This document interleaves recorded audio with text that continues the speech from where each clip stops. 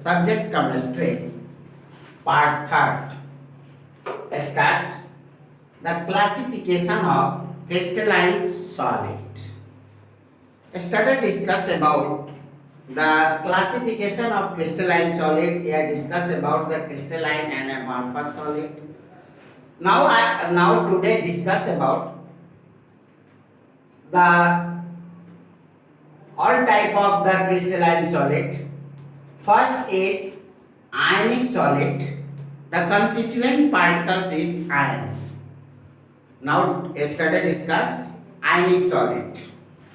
The constituent particles ions होते हैं. Now second is molecular solid. Third is covalent solid.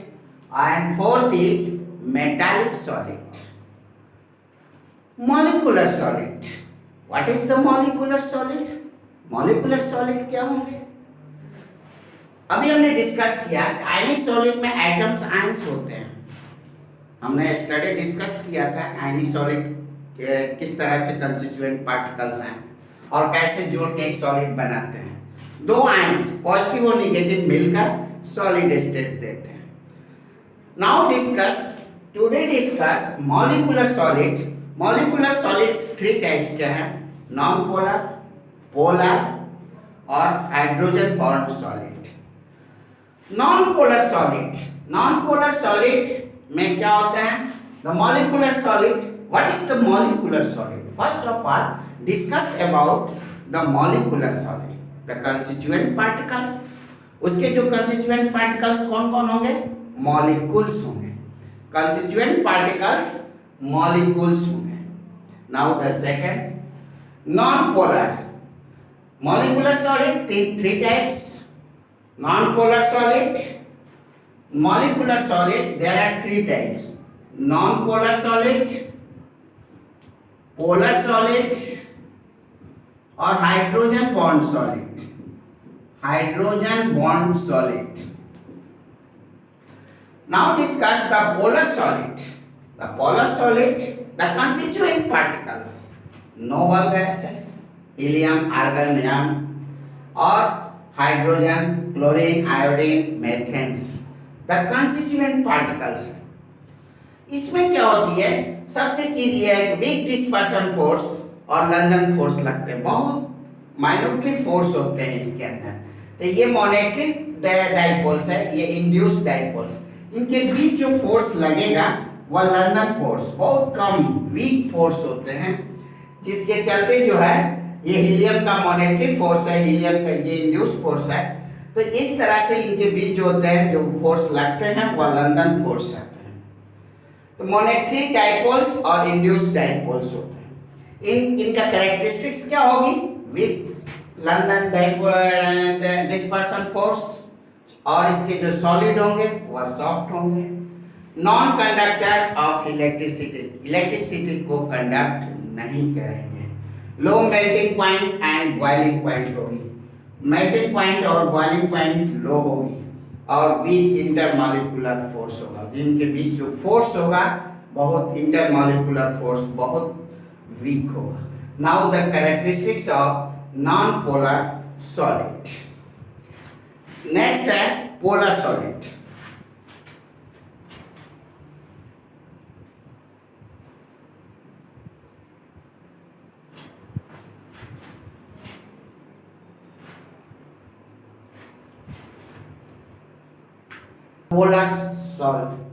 Polar molecular solid. The constituent particles are molecules like the HCl, sulfur dioxide, etc. तो polar जो solid होंगे, इनके जो solid होते हैं ये डाइपोल डाइपोल इंटरेक्शन होती है. डाइपोल डाइपोल जो होते हैं फोर्स ऑफ इंटरेक्शन होंगे. इंटरमॉलिक्यूलर जो फोर्स होते हैं अट्रैक्शन स्ट्रॉन्गर, सबसे मजबूत होंगे लंदन फोर्स डिस्पर्सन से, क्योंकि लंदन फोर्स डिस्पर्सन वीक होगा और इंटरमॉलिक्यूलर फोर्स प्लस माइनस में. इनके बीच जो होंगे जो फोर्स होंगे वह एक दूसरे के क्या होंगे? अट्रैक्शन होंगे. सबसे ज्यादा इंटरमॉलिक्यूलर फोर्स ऑफ अट्रैक्शन होगा. तो कैरेक्टरिस्टिक्स क्या होगा? सॉफ्ट होंगे.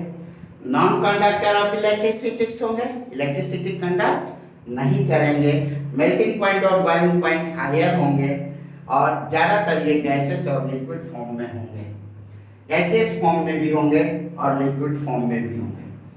तो ये पोलर जो होते हैं मॉलिक्यूलर सॉलिड है। उसके बाद थर्ड में हम देखेंगे हाइड्रोजन बॉन्ड सॉलिड। जो हाइड्रोजन आइटम कंटेंट कुछ लिंक होते हैं, इनके साथ इनका जो होती है बहुत अच्छे कंस्टिट्यूएंट बनाते हैं। तो ये फ्लोरीन, ऑक्सीजन और नाइट्रोजन के साथ इनका जो होते हैं बहुत अच्छे गहरे रिश्ते होते हैं और ये हाइड्रोजन बॉन्ड से कनेक्ट होते हैं। इसका एग्जांपल वाटर है, अमोनिया है। ये ज्यादातर इसके कैरेक्टरिस्टिक्स होते हैं, वह हार्ड भी हो सकते हैं और सॉफ्ट सॉलिड भी होते हैं और नॉन कंडक्टर भी होते हैं। मेल्टिंग पॉइंट और बॉइलिंग पॉइंट हायर होते हैं देन द मॉलिक्यूलर सॉलिड के सापेक्ष इनका जो है हायर होते हैं। इनमें constituent particles hydrogen atom link with fluorine, oxygen and nitrogen. तो polar solid, what is the difference between the non polar, polar and hydrogen bond? Molecular solid है। मॉलिक्यूलर सॉलिड का कंस्टिट्यूएंट पार्टिकल्स मॉलिक्यूल्स है। Non polar में वह items आए, वह molecules हैं जो इनर्ट गैस हैं और हाइड्रोजन, क्लोरीन, आयोडीन और मेथेन, आयोडीन मेथेन गैसेस हुए। तो ये भी नॉन कंडक्टर हुए, ये भी नॉन कंडक्टर है, ये भी नॉन कंडक्टर है। मेल्टिंग पॉइंट सबके अलग अलग है, लो है। इसमें लो अट्रैक्शन होंगे, इसमें हायर होंगे और इसमें जो होते हैं हाइड्रोजन बॉन्ड होते हैं। तो देखा जाए यदि तीनों का डिफरेंस देखा जाए, नॉन पोलर, पोलर मॉलिक्यूल्स और हाइड्रोजन बॉन्ड, तो तीनों के अलग अलग बॉन्ड होते हैं। उसमें लंदन फोर्स लगते हैं, वीक होते हैं। पोलर मॉलिक्यूल्स में स्ट्रॉन्ग जो होते हैं, फोर्स ऑफ अट्रैक्शन होते हैं। इसमें डाइपोल डाइपोल इंटरेक्शन होते हैं। और यदि हम ये देखें डाइपोल डाइपोल इंटरेक्शन होते हैं, जबकि हाइड्रोजन बॉन्डिंग में हाइड्रोजन बॉन्ड होते हैं, फ्लोरीन, ऑक्सीजन, नाइट्रोजन के साथ हाइड्रोजन जुड़ा होता है। तो तीनों का ये डिफरेंसेस था और तीनों का एग्जांपल्स था, तीनों का कैरेक्टरिस्टिक्स था। ये हमने देखा मॉलिक्यूलर सॉलिड में।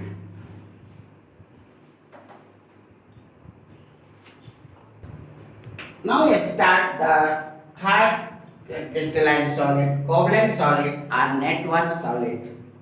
What is the covalent solid? हमने covalent bond क्या होते हैं? शेयरिंग ऑफ बॉन्ड, एक दूसरे से शेयर करते हैं तो उनको कोवलेंट बॉन्ड कहते हैं, जो शेयरिंग करते हैं। और इनके जो सॉलिड बनेंगे उनको सॉलिड को कोवलेंट सॉलिड या नेटवर्क सॉलिड कहते हैं।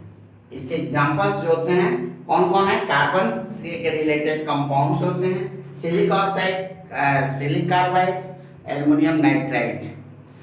कार्बन के जो एटम्स होते हैं, जो कार्बन के एटम्स, कार्बन के एलोट्रॉप्स दो होते हैं, डायमंड और ग्रेफाइट।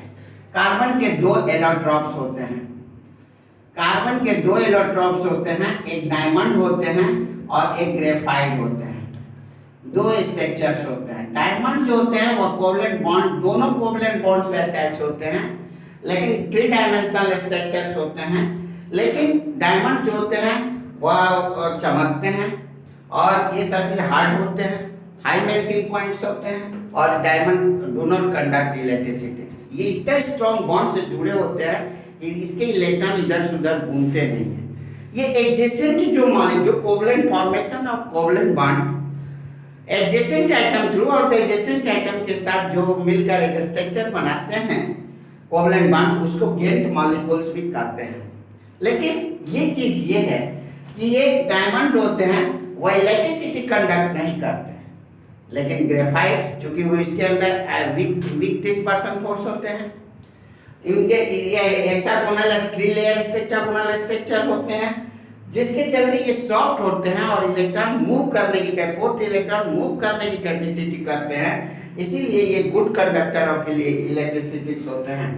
तो दो तरह के इलेक्ट्रॉन्स होते हैं, कार्बन के, डायमंड और ग्रेफाइट, जिसके चलते हम ये पूरी तरह से कोवलेंट बॉन्ड है। कैटिनेशन प्रोसेस हाइड्रोजन के साथ इनका बहुत अच्छा रिश्ता होती है। तो ये कार्बन के हमने इलेक्ट्रॉन्स देखा जो 3 डायमेंशनल सॉलिड स्ट्रक्चर होते हैं।